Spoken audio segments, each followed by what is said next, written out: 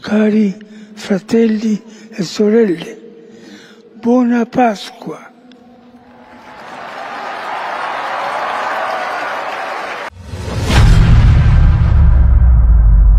Kufuatia kifo cha Papa Francis kilichotokea mapema asubuhi ya leo huko katika jiji la Vatican nchini Italy, nimefika hapa katika jimbo Katoliki hapa mkoani Shinyanga na kuzungumza na Msinyori Askofu Liberatus Sisango kutaka kufahamu ni yapi maneno yake kama kiongozi wa dini ya Kikristo dhehebu la Kikatoliki kutokea hapa mkoani Shinyanga. Akizungumza na waandishi wa habari, Askofu Liberatus Sisango amesema moja kati ya kitu ambacho hawezi kukisahau katika uongozi wa Papa Francis ni uteuzi wake mara baada ya aliyekuwa askofu wa jimbo Katoliki hapa mkoani Shinyanga kufariki dunia. Ndipo aliteuliwa na kuja kuhudumu katika jimbo hili la Shinyanga. Kama mnavyofahamu, ni muda mrefu sasa Baba Mtakatifu wetu Francisco alikuwa ni mgonjwa. Nasi kama jimbo tuliungana sote kusali kumwombea katika matibabu yake. Muda mfupi uliopita, Mwadhama Calvin Cardinal Fareri ametangaza kwa huzuni kubwa kifo cha Papa Francisco kwa maneno haya yafuatayo: Wapendwa kaka na dada, ni huzuni kubwa kuwatangazia kifo cha Baba Mtakatifu Francisco. Saa 1:35 asubuhi ya leo, sawa na saa 2:35 asubuhi kwa saa za Afrika Mashariki. Askofu wa Roma, Papa Francisco amerudi nyumbani kwa Baba. Katika maisha yake yote hapa duniani, alijitolea kabisa kwa utumishi wa Bwana na wa kanisa lake.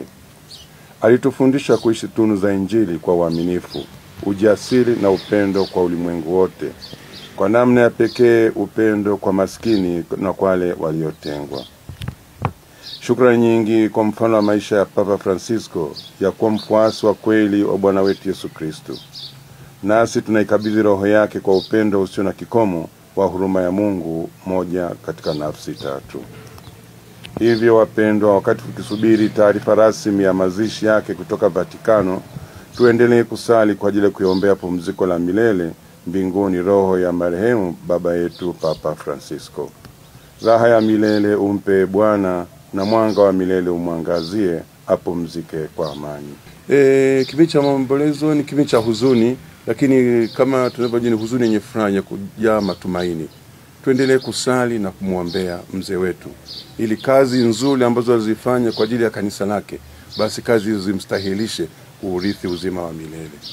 Ndiye aliyenitoa kwa mchungaji mkuu wa jimbo la Shinyanga ambalo linachukua mikoa ya Simiyu na Shinyanga ukiondoa wilaya ya Kahama. Kwa baada ya kifo cha Baba Balina mtangulizi wangu, Papa Francis aliniteua na kuniweka rasmi kama askofu wa jimbo la Shinyanga ile tarehe 12 mwezi wa Aprili mwaka 2015.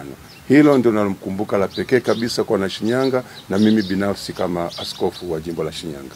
Ni heshima ambayo Baba Mtakatifu Francisco alinipatia, alitambua na kuthamini mchango ambao nimeufanya katika kanisa katika kitengo cha uinjilishaji kule Roma. Lakini pia tumezungumza na baadhi ya waumini wa dini ya Kikristo kutaka kufahamu namna alivyopokea taarifa hizi za majonzi. Nimefarijika sana kwa sababu namuona Baba Mtakatifu kama ni mtakatifu kweli. Kaondoka wakati tunasherehekea ufufuko wa Bwana wetu Yesu Kristo. Kwa kweli hilo limenifariji. Hilo limenifariji kabisa kwa sababu bado ndio tulikuwa tunasherehekea na yeye ametutoka. Tunasikitika naye. Baba yetu alijitahidi sana kufanya kazi kwa nguvu zote, kwa akili na maarifa, kuweza kulisaidia kanisa kuhakikisha kwamba linasonga mbele, na amekuja akafanya maboresho mengi na mazuri. Kwa kweli tunajivunia utendaji wake wa kazi ambao ameufanya kwenye kanisa letu, na yeye ndio aliyemteua baba yetu Liberatus Sisango kwa askofu wetu hapa baada ya kifo cha mtangulizi wake Aloysius Balina mwaka 2012.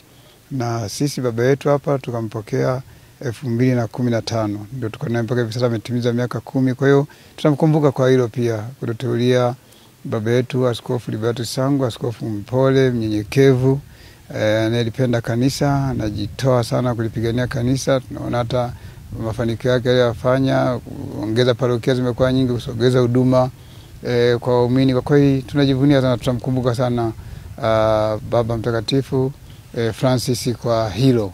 Kutoka hapa mkoani Shinyanga, mimi ni Abel Michael, W News.